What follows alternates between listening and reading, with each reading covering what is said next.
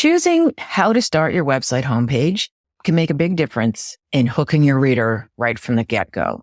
So should you highlight your solution out of the gate or start with the problem? And the reason I ask this is that the PAS copywriting formula, which stands for problem, agitation, solution, worked well for a lot of copy. And it's one reason why it's so popular. It's popular also because it's easy to remember. And it works for just about everything. And the whole idea of problem, agitation, solution is that you present the problem or the challenge that your reader or client has. And then you agitate it a little bit, really kind of rub salt in the paper cut, and then you present your solution. And the idea behind it is a few things. One is that people will often look for a solution. They know they have a problem, but then when they're faced with a potential way to resolve the problem, all of a sudden, maybe the problem's not quite so bad, especially as someone who's been in the fitness business and fitness world as personal trainer for so many years. People want to get in shape, but yet when they realize what it takes for them to get in shape, maybe they're not so unhappy after all. So the whole idea of using the PAS formula is to really remind them of what they sought you out for in the first place. And then the agitation part is usually like running through a scenario that they're dealing with currently. So really let them know that you understand. Then you present the solution. So recently on a LinkedIn post, someone's had a contrary position to this. And they felt the solution is better to start with than the pain or problem. And so today, what I want to do is talk to you about the pros and cons, the reasoning behind it, and even some statistics that show why one may work better than the other. So let's get into it. Okay, so again, the PAS formula is about presenting the pain first. So the digging that I did showed a few things. So if you start with the solution, and by the way, if you're listening to this, you may want to switch over to YouTube, my YouTube version of this podcast, because I'm going to be showing some actual real life examples as I go through this. So starting with the solution, the pros and the arguments for this is that it's an immediate attraction. So you're jumping right into the solution. You can grab the attention of those who already know what they're looking for. It creates a positive vibe. So you're focusing on the benefits and you're painting this optimistic picture, setting a hopeful tone, and it's sort of a quick win for the person who is aware of their problem. The only issue with this is now we're talking specifically about a homepage. And the thing with your website homepage, and this is why it's the hardest page of your website to actually write, is that you don't know where people are coming from. In other words, they could be coming from an ad. In that case, they know about your product. Maybe they're on Facebook and you advertise, or on LinkedIn and you advertise there. And they know what you offer. They see it and they think, maybe this can help me with what I'm going through. And then they get on your website. So they're pain aware, they're aware, they're solution aware, and they know that you may have the solution for them. If they don't, and they just started looking, or maybe they're not even aware they have a problem, they will get on your site and not be bothered. They won't pay attention to it because they don't even know they have a problem, or they're not in a position to make a decision at this point. So it could be jumping the gun for that audience. Keep in mind too, that your homepage should accommodate every different type of decision maker. This would be people who are pain aware. They know they have a problem, as well as people who are solution aware. So you kind of have to hit all of these audiences where they are. You have to meet them where they are.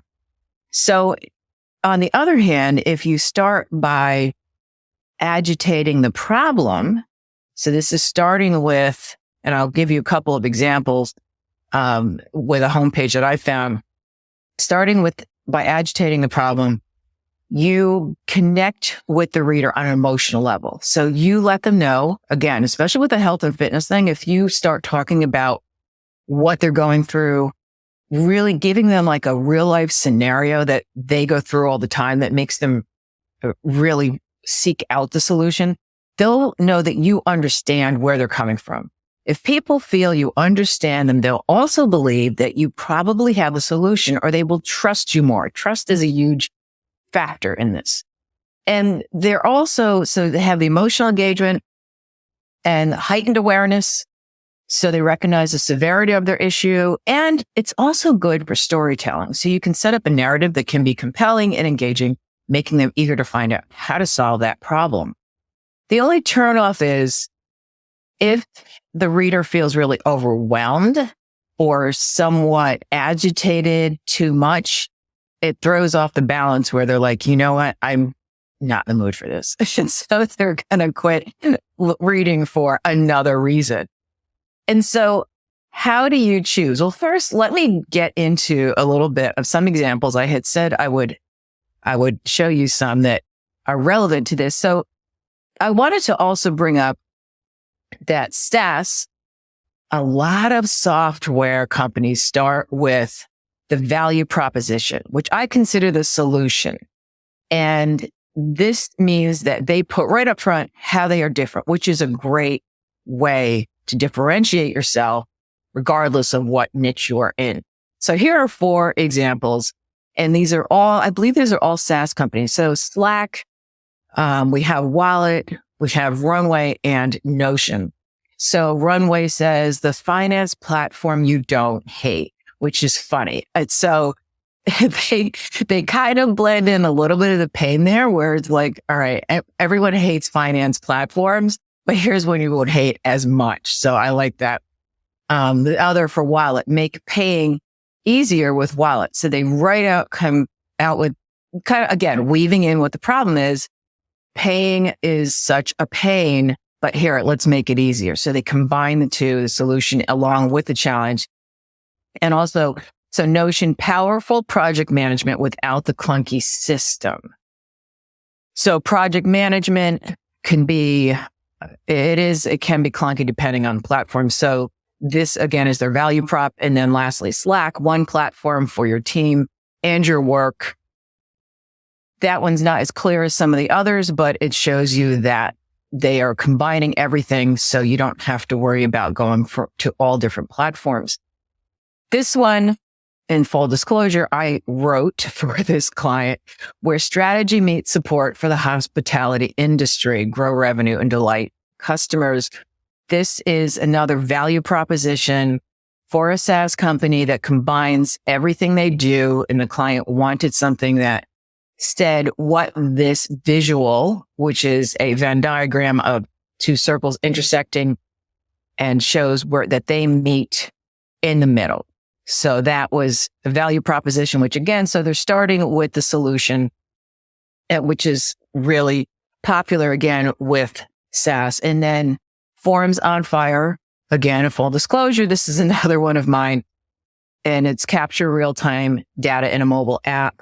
And so the reason I include a couple of mine is I know what I did to research this. And so the whole idea of this headline is that people were upset with using apps out in the field where they were offline, and this app works offline or online. So those are the sorts of things that you look for when you are trying to find a value proposition. What differentiated them?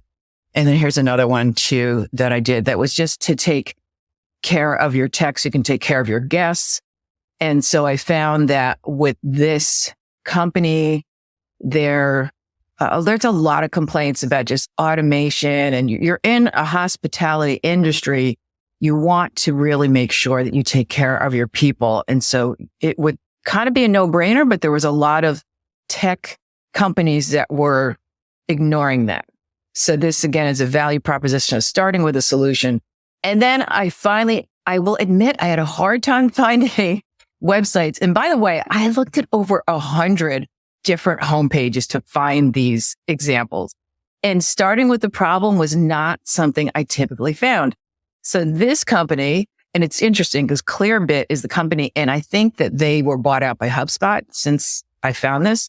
So it may not even be around, or the brand isn't So their headline says losing valuable leads because of long forms. So it did two things. It's a question, which it can be a touchy thing when you start with a question, because you never want a question where the answer could be no.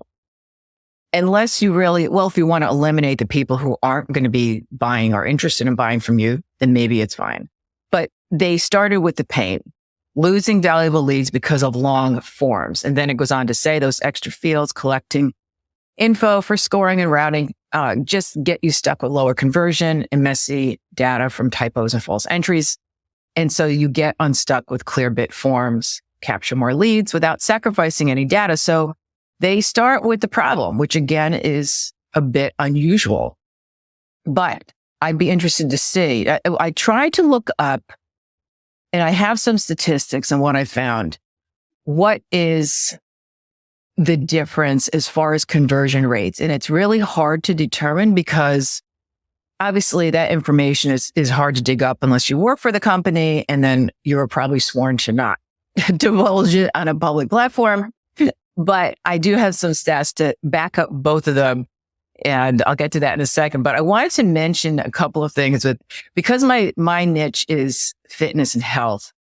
I look through a lot of fitness websites, and what I found is that they are all so boring for the most part, except for this one, Nerd Fitness. The ones that I found, the real estate on the top of your homepage is the most valuable part of your website, because that's where most people land, again, as I mentioned earlier.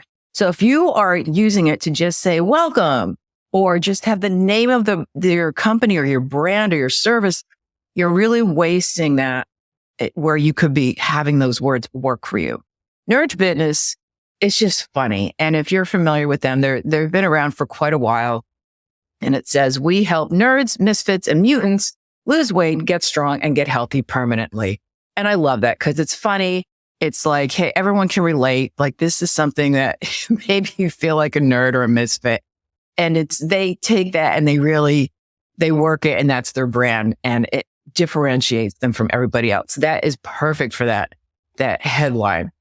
And so let's get into what are the actual stats. So again, I tried to find and dig up some statistics, but it's hard to compare conversion rates for websites with solution-focused hero sections versus those that start with a problem, because again, the data is proprietary or context specific, but there's some general insights that I can share with you that I did find.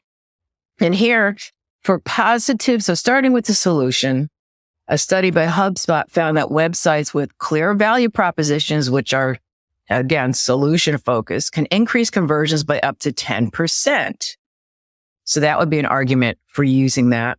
And research indicates that highlighting a solution in the headline can boost click-through rates by 5 to 15% compared to generic headlines. So there's your argument for starting with the solution. Leading with the pain point, so problem-focused hero sections, a study from Conversion XL suggests that framing a problem in a way that resonates with the audience can increase engagement and lead conversions by up to 11%. So, as I said, the positive, starting with the solution, and the stats that I just quoted, says it increases engagement by up to 10%. Now, these are two different studies performed by two different organizations. So you're not really comparing apples to apples. I don't know how they are doing this, but 10, 11%. So it looks like it could work either way. And also says websites that effectively highlight customer pain points in their messaging can increase conversion rates by 2 times compared to those that do not. So in the end, as with so much else with marketing approaches, both of them have their merits. And the best strategy really depends on what am I going to say? Knowing your audience, knowing your product, knowing the context. So solution-focused hero sections tend to work well for audiences that are problem aware and ready to act. Okay, so while problem focused hero sections can be more effective for audiences who need to be convinced of the need for change. And as with all these elements of conversion optimization, testing different approaches and analyzing the results will provide the best insights for your particular situation. So obviously, testing is always the final answer when it comes to anything to do with marketing. We don't know. And a lot of times what you think may work doesn't, and what you don't think may work does. I know this from being in the business for so many years. You just have to ask people. So in the end, it's again, starting with a solution, starting with a pain point can go either way. And so try it, think about your audience. Where are they coming from? If you know that, which you should, at least the majority of where they're coming from, how much do they know about you? And how much do they know about the situation they're in versus, are they coming from all over the place where they're not sure that they're aware of their problem?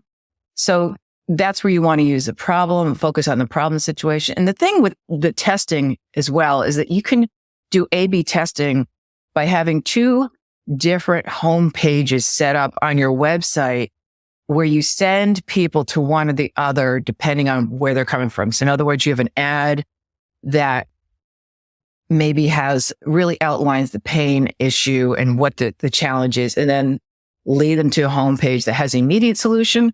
Or you can try the opposite, have them go to the pain focused page and see which converts better.